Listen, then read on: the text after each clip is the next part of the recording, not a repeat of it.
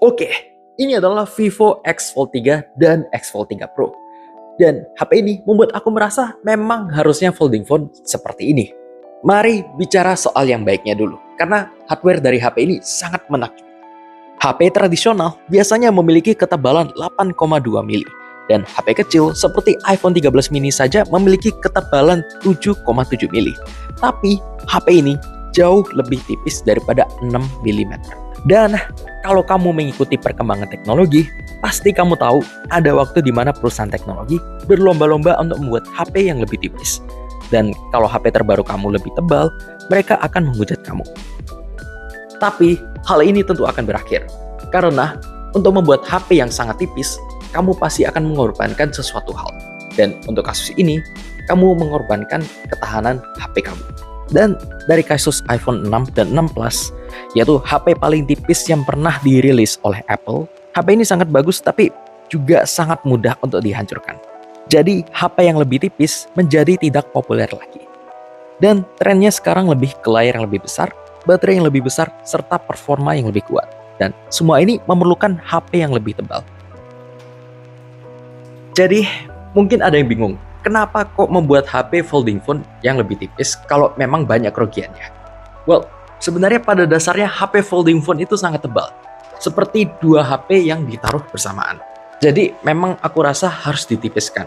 Tapi ini kerasa sangat tipis sekali, yaitu 5,2 mili untuk versi yang Pro dan 4,7 mili untuk yang versi biasa saat posisi dibuka. Tapi dengan profil setipis ini, mereka masih bisa memasukkan baterai yang sangat besar, yaitu 5700 mAh.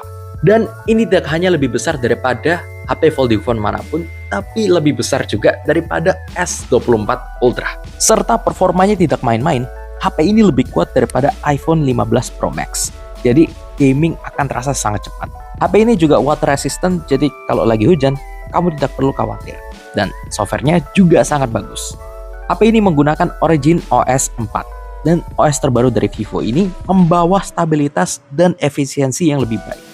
Ada kostumasi yang lebih banyak dan fitur AI seperti offline translate dan membuat kata-kata menjadi gambar, dan juga ada fitur seperti flex mode. Lalu juga ada fitur baru yang aku belum pernah lihat di HP manapun. Di X Fold 3, kamu bisa mengontrol MacBook menggunakan HP-mu. Dan Apple pun juga belum memiliki fitur ini. Kameranya juga lebih bagus daripada si Fold 5. Dan dengan chipset 8 Gen 3 membuat softwarenya lebih terasa teroptimasi dan kameranya terasa juga lebih stabil. Serta kapasitas maksimal hingga 2 TB. Dan semua ini merupakan peningkatan yang luar biasa. Tapi semua ini hanya untuk versi yang Pro saja. Dan untuk versi yang biasa akan memiliki beberapa spek yang dipotong untuk mengurangi harganya.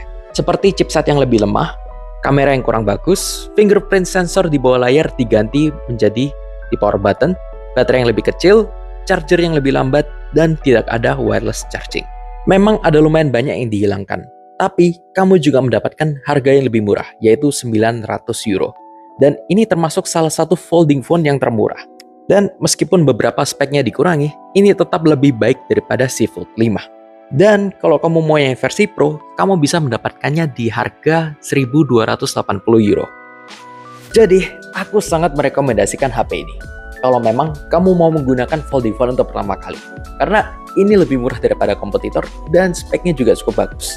Hanya saja HP ini masih belum dirilis di Indonesia. Kamu hanya bisa melakukan pre-order untuk sekarang. Dan aku hanya berharap mereka bisa merilisnya di Indonesia dalam waktu yang dekat. Terima kasih sudah menonton sampai akhir.